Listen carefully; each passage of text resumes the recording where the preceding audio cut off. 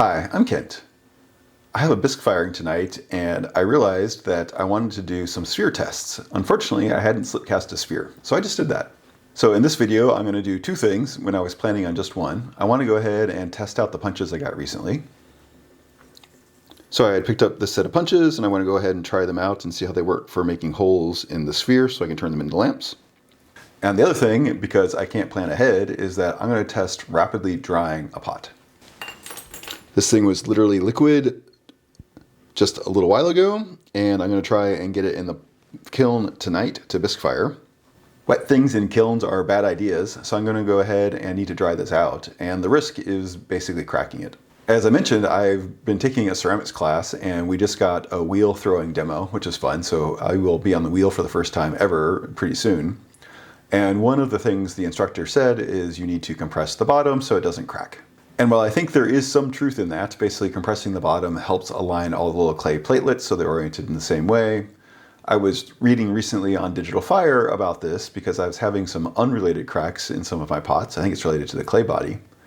And basically he said that no, it's usually not the compression, it really comes down to uneven drying. So often the foot is a different thickness than the walls of the pot and therefore dries at a different rate, and that is really what creates the tension that winds up fracturing the pot. He has done a whole bunch of tests where he can dry the pot very quickly, and he talks about on the commercial side they will go and dry a pot very quickly, basically in a big tunnel that controls humidity and temperature. So I'm going to try a mini version of that. I'm going to see if I can get this thing to dry out evenly and get it to not crack, or at the very least not explode. As I said, the intention for this one is to be a test, so it's okay if it doesn't come out perfect, but I do want it to come out in one piece. So I slip cast this about an hour ago, that scene that I just shot, and I left it in the mold so it can release. That's a little bit longer than I normally have them in the molds, but I had to run off and do an errand, so it is what it is. And it's reasonably firm at this point. So what I'm going to do is clean up the top here. I'm going to clean up the seam line, and then I'm going to try out my punches. I'm going to put a whole bunch of holes in here. I tried these once already and the clay was too dry. I'm hoping that this is wet enough. And then I'll load it into the bisque kiln and I'll show you guys that, and we'll cross our fingers and see what comes out. So to trim these, I have been using basically a razor blade here and just rubbing around the edges, and that's been working pretty well. And what helps is the banding wheel. So I just take the razor and basically gently go around the outside and scrape off the little bit of clay. I suspect if I fire these raw, the seam may show up. Glazed, unlikely. So I think there's a tension here between the lamp effect, in particular with the raw clay versus glazed. And so that's one of the things I want to do, not in this video, but with this sphere, if it doesn't explode, is I want to try some different glazing approaches. I've tried a couple so far. I showed you in a video recently, a couple of tests I did. And I think I need to do a little bit more experimenting. And apologies if you hear raindrops outside. Part of the reason some of my pots have been taking forever to dry is that it has been raining recently. All right, so there is the seam. It's not perfect, but it's okay. So next I want to clean up the top. I trimmed this off camera before I pulled it out of the mold. And just take an X-Acto knife. Already getting a little bit firm. The outside's damp, but I feel the clay has some stiffness. And then a damp sponge. Just smooth it over a little bit. This is definitely rushed. I do a better job normally, but again, this really is going to be just a test. I thought about doing this on a smaller pot, but I do think I want to put a light in here and get a sense of what it looks like. So speaking of, next up is a hole in the bottom. And I've just been cutting these in as well.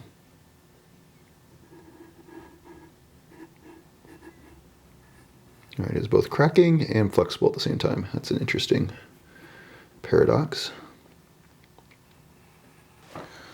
So basically what I'm doing is trying to make this hole right here. It's not exactly perfect, but again, good enough. All right, there we go.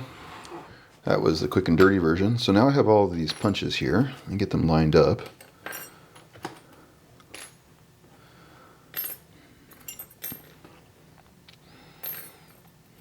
from tiny to bigger. I'll put a link in the description for these exact punches if you're curious. And I don't think I'm going to test all of them. So I've done a couple of these so far. So this one here I did with the needle tool, and the holes were too small, so I think the smallest ones I can probably ignore. So I don't think I need this one. And then this one worked out pretty well. My glaze application is a little bit broken, but if I compare, it's probably about the size here. So I think I want to test the largest, that one, maybe one size smaller, and let's see this one. Yeah, I think this one's going to be too small too. All right, so I'm going to test these four. And I think I want to basically run a line down vertically.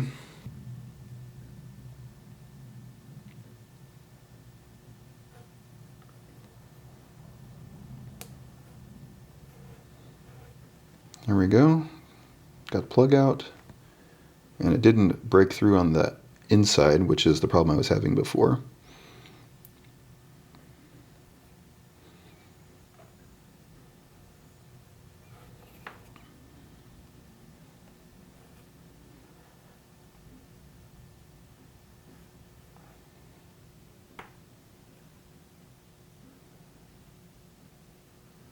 And the sphere is deforming a little bit when I do this.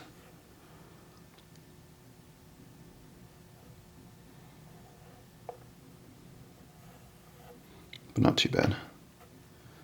Last time I did this, I did them completely randomly. This time they're kind of sort of in a line. So that's the big one. Let's go down a size.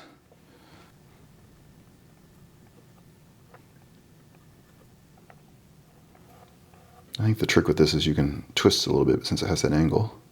I was worried the clay would get stuck inside, but so far, not so much. All right, next size down.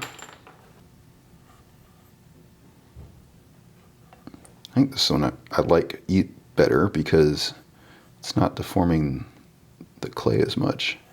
I guess it's got smaller area to push down.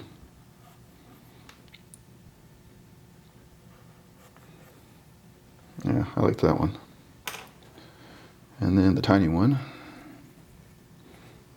or the tiny one, the smallest one I kept anyways.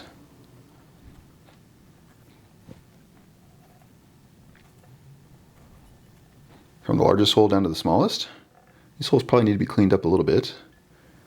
The inside, show you that. It definitely has some clay that's punched through, but it's not chipped out. And that was the problem that happened before with the drill bit. And I think I waited too long. Off camera, I'm going to go ahead and do a bunch more of those. And we'll come back in a minute. I went all the way around, and I think I spoke too soon about the chip out. So here we go. The outside, I haven't cleaned up at all. This is just straight from the tools. However, the inside, there definitely is some chip out. So I think I let this sit a little bit too long, but I guess I'll have to experiment. One of the reasons I specifically chose these tools is because they don't have a handle on the end. That means they're a tube all the way through, which means that if clay got stuck in there, I can just blow it out. So I'm going to test that out right now. So there's some clay in there, and I could probably fish it out, but this seems like more fun. Oh yeah. Shoot it all the way across the garage. All right, no clay in there, so like good for next time. And I think I'm going to do the same thing and just blow out these holes here.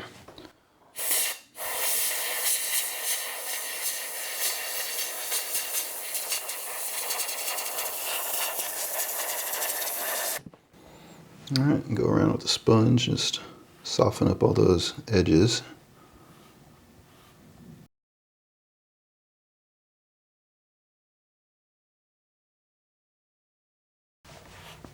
All right, definitely not my best work, but I think it is good enough given the time constraints and what I'm using it for. So next is going to be to try and dry it out. And so the most wet part of this is definitely the bottom. There's little bits of clay there still sticking to the bottom here where I carved it out. So what's the strategy going to be for drying it out? Well, I'm going to use one of these. I have a giant Rubbermaid container here, and I'm going to turn that into a bit of a hot box. The other thing I have that I got recently is a dehumidifier. So I got this dehumidifier not too long ago, and I basically put it in my garage here to see if I can try and get my molds to dry out faster in particular. But I think it might work well for this application. So I'm basically going to put this in the Rubbermaid container with the pot and see if I can get it to dry out. All right, hopefully you guys can see. So I've got the dehumidifier in the tub, got a board down there, and my pot. And I'm going to cover my pot up with a piece of cloth.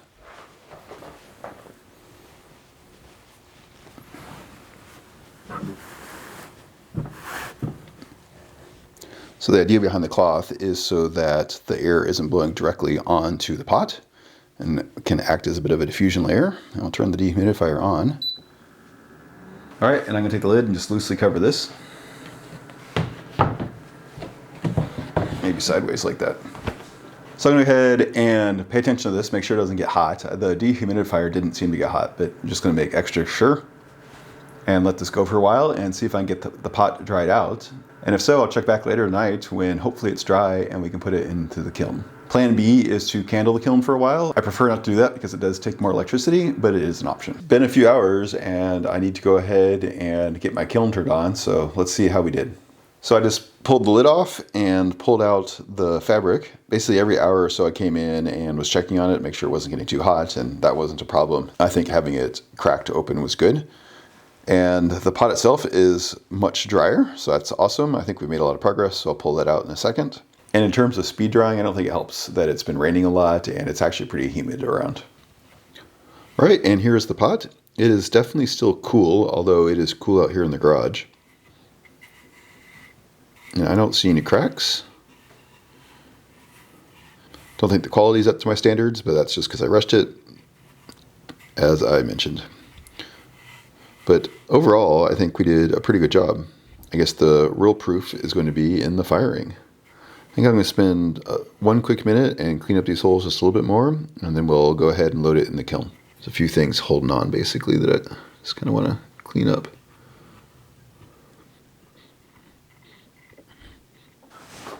All right, I've got my kiln loaded this far, and you can see this pile of posts here. I'm going to go ahead and build a barricade just in case. Got some other pots in here. These are actually still kind of cool to the touch, although I slip cast them several days ago. So either the humidity in here has just been way too high for them to dry, or they're just cold. I'm hoping they're just cold. And here's a speed dry pot.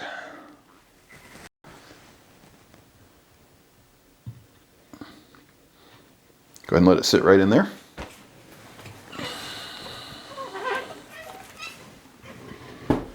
All right, those are all tucked in.